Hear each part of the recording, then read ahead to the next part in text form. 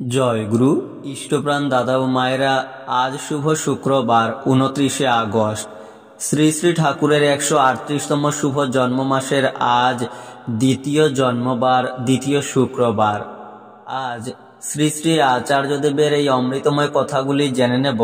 সমস্যার সমাধান আচার্যদেব দিয়েছেন গত মাসের আলোচনা পত্রিকায় প্রকাশিত হয়েছে, এবারে বিস্তারিত। আচার্যদেব বললেন, বাড়িটা কার নামে? ওই মা বললেন, আগে আমার স্বামীর নামে। আচার্যদেব বললেন, স্বামীকে বলতে হয়, তুমি বাড়িটা আমার নামে করে দাও, কারণ এটাতে ওনার ভবিষ্যৎ সুরক্ষিত হবে, অন্তত যে কটা দিন উনি বেঁচে আছেন। নচেত পরে ভবিষ্যতে আরও বিড়ম্বনা আসতে পারে। স্বামী যদি স্বপক্ষে থাকে তাহলে বাড়ি ওনার নামে করতেই পারেন। তুমি তোমার নিজের অন্নে নিজের জীবন চালাবে।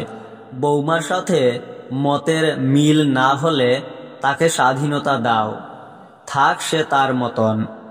তুমি তোমার অন্নে তোমার জীবন অতিবাহিত করো, সৎসঙ্গে যাও, দীক্ষাপত্রের কাজে যুক্ত হও, 4-5টা লোকের সাথে মেলামেশার মধ্য দিয়ে সামাজিক পরিচয়টাকে বৃদ্ধি করো। তাহলেই দেখবে তোমার ব্যক্তিত্বের একটা পরিবর্তন হচ্ছে। তখনই এই পারিবারিক সমস্যাগুলো আস্তে আস্তে কেটে যাবে।